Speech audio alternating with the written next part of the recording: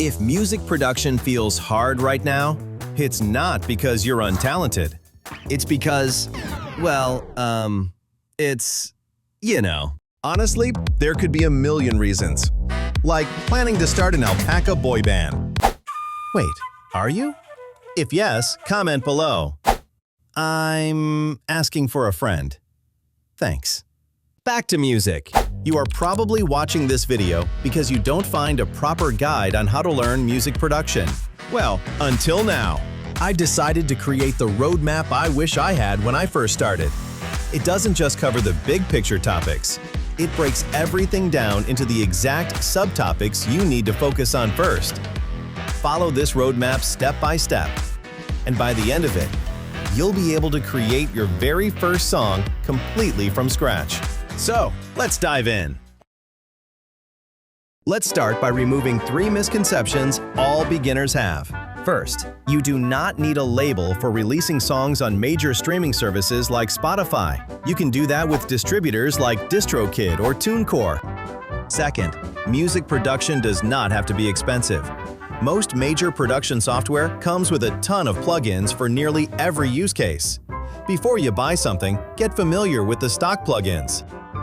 And third, you do not need a professional studio to make real progress. Sounds important in the beginning because it feels like the reason other people are ahead, but most of the time it's just an excuse your brain uses when the process feels overwhelming. But today, this will change. Namely, with the only software you really need, the Digital Audio Workstation.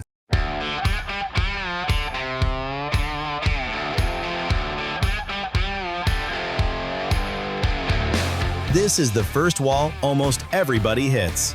You open the software, see 100 buttons, and instantly feel behind. But your goal is not to know everything. Your goal is to stop feeling lost. So here are the topics to focus on first. No matter which DAW you choose, start with the fundamentals.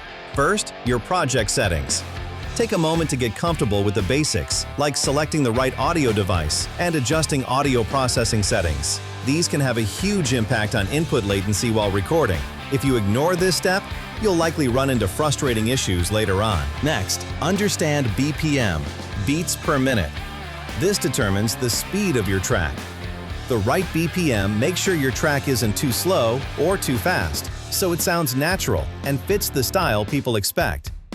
Then move on to note editing, where you can quickly shape ideas by adjusting digital notes called MIDI.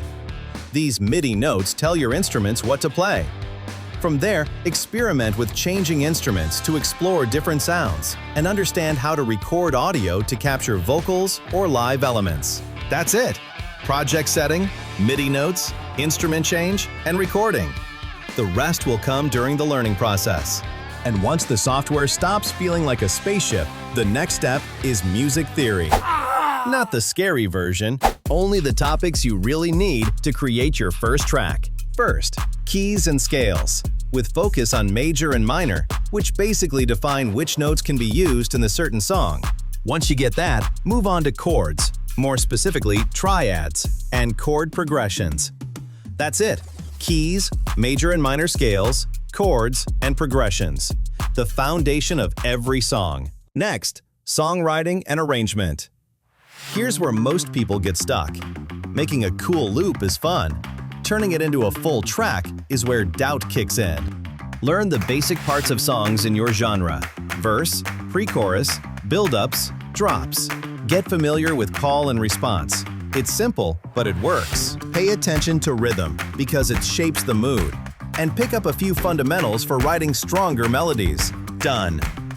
Next step is recording. Even if you mostly make beats, recording still matters. At some point, you'll record vocals, instruments, or anything that brings human feel into the track. What you should focus on first are audio interfaces, microphone types, how the room influences your recording, and how to improve recordings. And now you have the first part of the roadmap.